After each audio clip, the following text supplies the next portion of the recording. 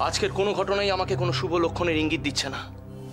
তিলক প্রদান বিঘ্নিত হয়েছে, সূর্যগ্রহণ এখনো শেষ হয়নি, ওদিকে আমার সন্তানের জন্ম হতে চলেছে। এসব কি চলছে? এই অমঙ্গলের সময় কখন কাটবে? দয়া করে চুপ করে থাকবেন না, বলুন বলুন, এই অমঙ্গলের সময় কখন কাটবে?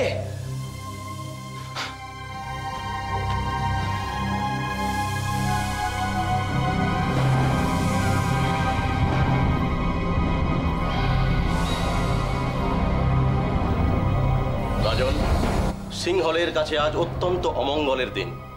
এমন অমঙ্গল যা এই দেশ আগে কখনো দেখেনি।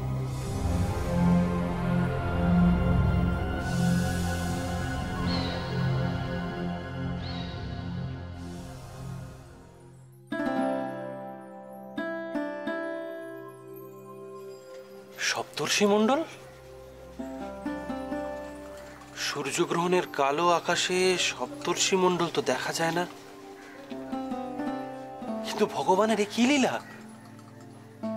তাহলে নিশ্চয়ই কোথাও শুভ কোনো কিছুর সূচনা হতে চলেছে। সিংহলের কাছে আজ একটা অত্যন্ত মঙ্গলজনক দিন।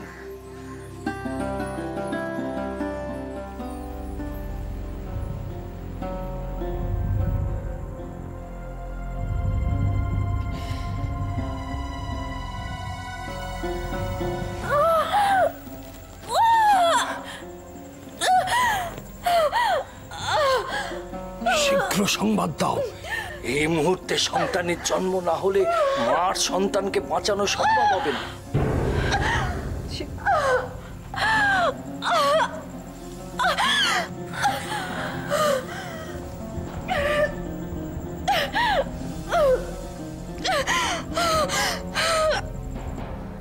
মহারাজ, মহারাজ ওদিকে সর্বনাশ হয়ে গেছে।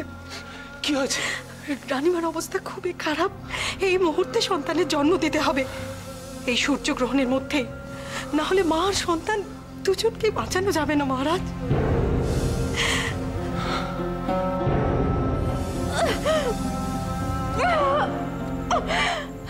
রানীমা, রানীমা নিজেকে শান্ত করুন,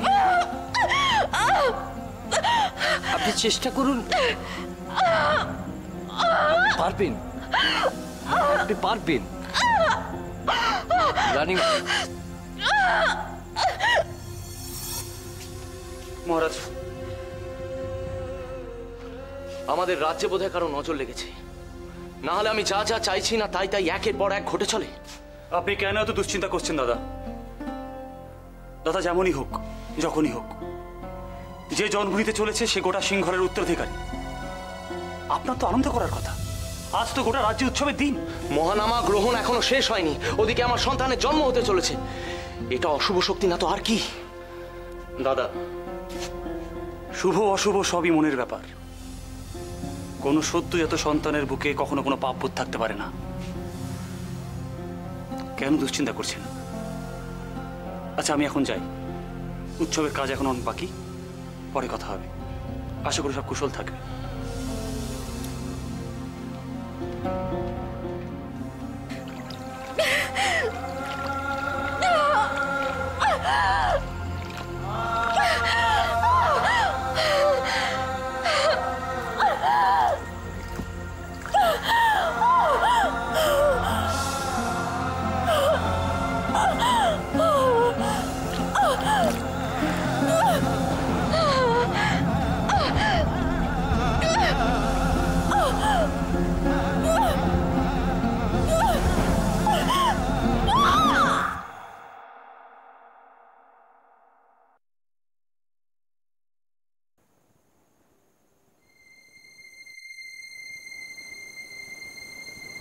কি হলো? নারী পাচ্ছি না কেন?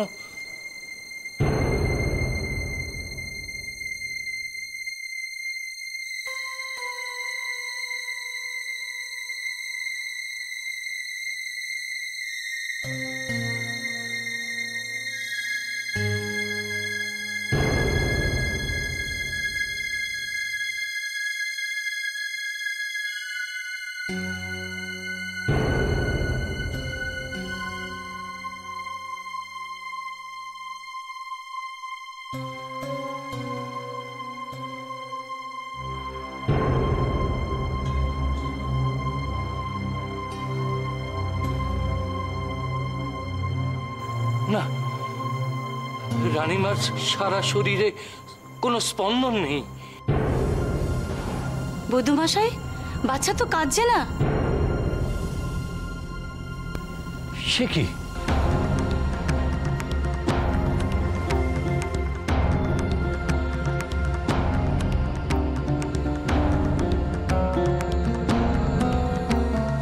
না, কোনো হৃদস্পন্দন নেই।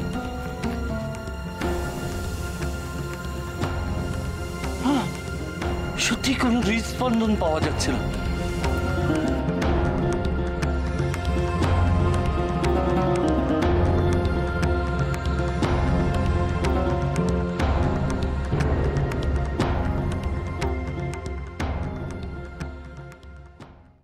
সবাই মন দিয়ে লেখো।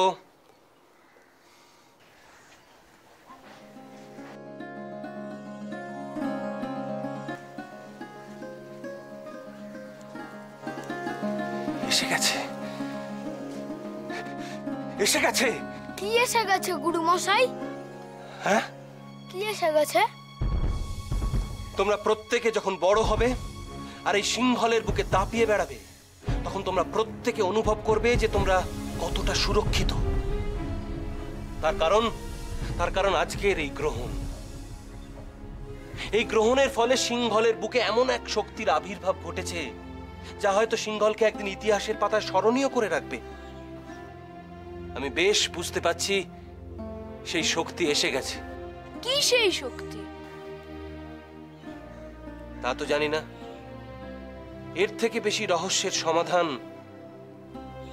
এখনই সম্ভব না। আমি একটু দেখি।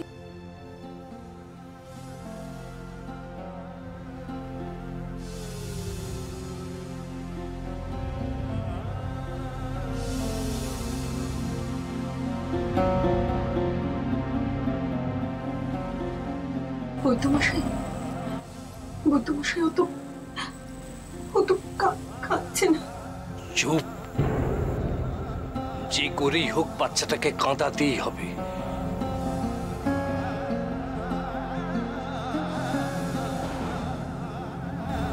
না, বোধহয় আর রানীমাকে বাঁচানো সম্ভব হবে না।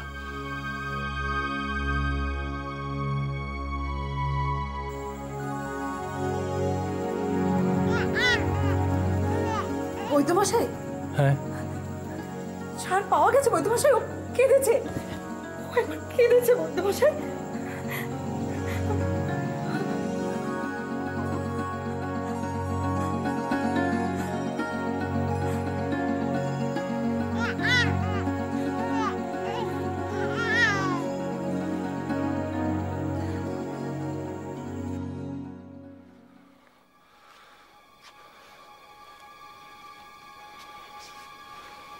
এখনো তো কোনো খবর এলো না। কোনো অঘটন ঘটেনি তো? যা অঘটন ঘটার ঘটে গেছে উপদেশ্য। এখন আর চিন্তা করো না, অপেক্ষা করো। মহারাজ, আপনার সন্তান ভালো আছে, খুব ফুটফুটে হয়েছে। এইবার সময় হয়েছে।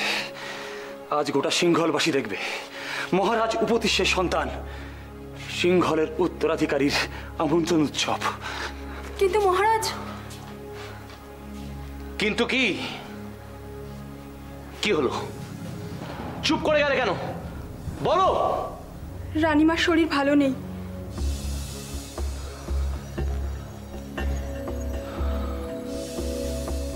মানে?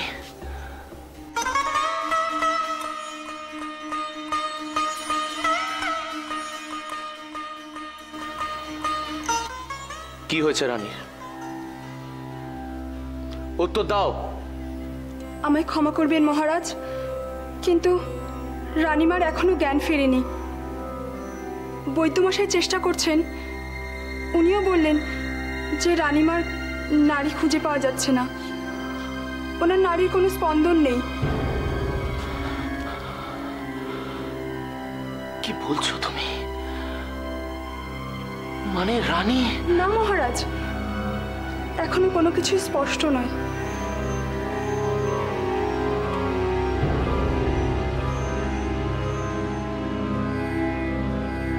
তুমি এত দুর্বল হলে কি করে চলবে উপদেশ? তোমার তো এখনো অনেক কাজ বাকি। আর তাছাড়া আমাদের তো আনন্দ করা উচিত, কারণ তোমার সন্তান সুস্থ আছে, তোমার সন্তান উপদেশ্য। রানী আমায় কথা দিয়েছিলেন, যাই হোক না কেন উনি ঠিক আমার কাছে ফিরে আসবেন। তোমার কষ্ট হচ্ছে আমি জানি, কিন্তু কেউ কথা রাখে না উপদেশ্য।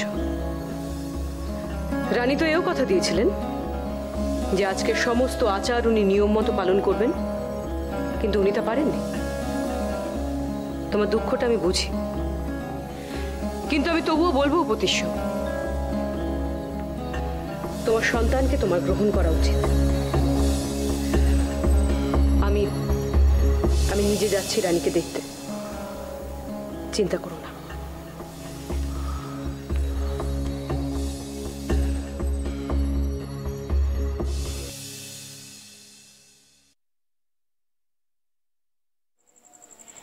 পেয়েছি পেয়েছি। কি পেয়েছেন বৈদ্যমশাই?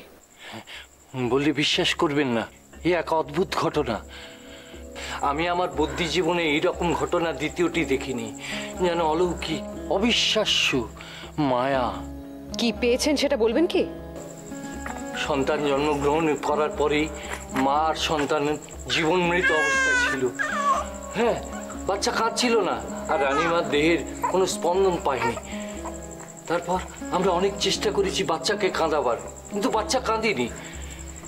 কিন্তু সূর্যগ্রহণ কেটে যাওয়ার পর যখন আলো এসে প্রথম ঘরে পড়ল, তারপরেই হঠাৎই আমাদের সবার অজান্তে বাচ্চা কেঁদে উঠল।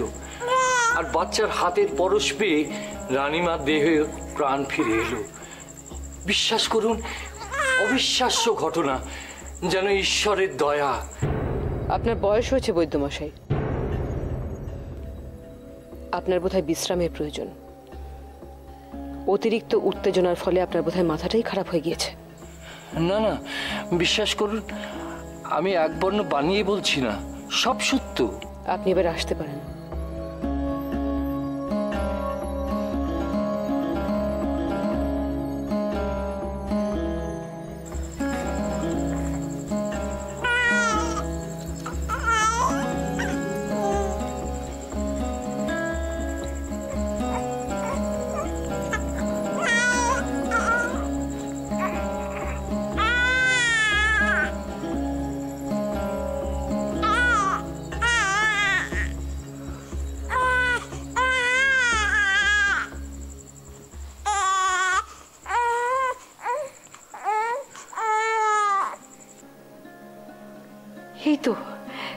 এই তো আমাদের রানী সুস্থ হয়ে উঠছেন। যাই, ভিতরে গিয়ে খবরটা সবাইকে দিই। আজ সিংহলে উৎসবের আয়োজন করা দরকার। রানী আর সন্তান দুজনেই সুস্থ হয়ে উঠছে, এর থেকে ভালো খবর আর কি হতে পারে। যাই, আমাকে এক্ষুনি যেতে হবে। দাঁড়াও, কেউ কোথাও যাবে না। আজ সিংহলের অত্যন্ত খারাপ একটা দিন। এত কিছু সত্ত্বেও রানী ঐশিকা একটি কন্যা সন্তান জন্ম দিয়েছেন। সুতরাং উপদেশ্যর প্রথম সন্তান কোনো উত্তরাধিকারী নয়, কারণ সে একজন কন্যা। আজ গোটা সিংহলে সমস্ত উৎসব অনুষ্ঠান বন্ধ থাকবে। আজকের দিন সিংহলের পক্ষে মোটেও মঙ্গলময় নয়। আপনি এভাবে কথা বলবেন না। চুপ করো। আমার তো ধারণা তোমাদের রানী বোধহয় পৃথিবীর সবচেয়ে অলক্ষণে কোনো লগ্নে জন্মেছিলেন। তিনি কি কোনো ভালো কাজ করতে পারেন না? তিলক প্রদান সম্পন্ন করতে পারলেন না, তার উপর একটি কন্যা সন্তানের জন্ম দিয়েছেন। আর কত খারাপ তিনি করতে চান সিংহলের। আমাকে মাফ করবেন দিদি, কিন্তু সত্যি এই মুহূর্তে এইখানে দাঁড়িয়ে আপনি এভাবে কথা বলতে পারেন না। আমি কিভাবে কথা বলবো সেটা কি তোমার থেকে জানতে হবে আমাকে? আমি কিন্তু কথাটা এভাবে বলতে চাইনি। একজন কন্যা সন্তানের জন্মের জন্য শুধুমাত্র তার মাকে কিন্তু দায়ী করা যায় না। তাছাড়া ভুলে যাচ্ছেন কেন? আমি, আপনি আমরা প্রত্যেকেই কিন্তু এক একজন কন্যা সন্তান, সেটা আর আমি কি করে ভুলি? এটা আমার পক্ষে কোনোদিনই বোধহয় ভোলা সম্ভব নয়। আর তোমাদের রানীকে দোষী সাব্যস্ত করার কথা বলছো? তিনি তো নিজে দোষের পাহাড় নিয়ে বসে আছেন। আপনি দোষের কথা বলছেন? আজকে এই কন্যা সন্তানের জন্মের জন্য যদি ওর মা দোষী হয়,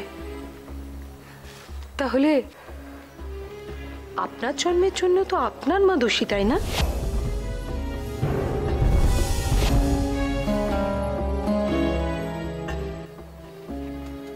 এত দূর স্পর্ধা তোমার? তোমাদের রানী নিজে একজন অশুভ, যে সিংহলের বিপর্যয়ের কারণ হতে চলেছে, আর সঙ্গে করে বাপের বাড়ি থেকে আরেকটি অশুভ মেয়েকে নিয়ে এসেছে। কোনোদিনও ভালো হবে না, কোনোদিনও ভালো হবে না তোমাদের।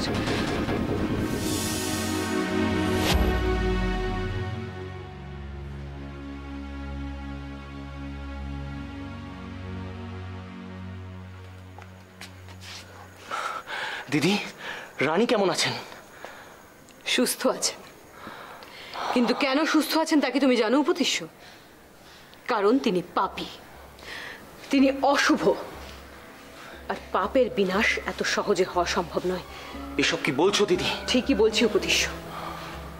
আসল কারণ তোমার এখনো জানা নেই, জানলে তুমিও একই কথা বলতে। কেন, কি হয়েছে? রানী একটি কন্যা সন্তানের জন্ম দিয়েছেন। তুমি ভাবতে পারছো উপতিষ্য, তোমার প্রথম সন্তান একটি কন্যা? রানী আমায় কথা দিয়েছিলেন, তিনি বুঝতে পারছেন যে আসতে চলেছে সে একজন পুত্র সন্তান। ছলনা, মায়া। সেই প্রথম দিন থেকে রানীর আসল চেহারাটা আমার কাছে পরিষ্কার ছিল, কিন্তু তোমরা কেউ বিশ্বাস করোনি। তাই তোমাদের বিয়েতে প্রথম থেকেই আমার মত ছিল না। এখন এসব বলে কি লাভ? লাভ আছে উপতিষ্য। আমি তোমাকে এটাই বোঝাবার চেষ্টা করছি যে রানীকে বিয়ে করে তার সাথে সাথে তোমার ভাগ্য কিরকম বিপথে চালিত হতে চলেছে। আর এই সব কিছু হচ্ছে একজনের কারণে, আমাদের পিতা। তার একের পর এক ভুল সিদ্ধান্তের ফসল আজ তোমার এই বিরূপ ভাগ্য। আমি কিছু বুঝতে পারছি না, আর আমি কিছু বুঝতেও চাই না। রানী এখন অসুস্থ, আমার তার কাছে থাকা উচিত। কোনো প্রয়োজন নেই। তুমি কি স্ত্রৈণ? তিনি অপরাধী, তাকে একা থাকতে দাও, অনুতাপ করতে দাও।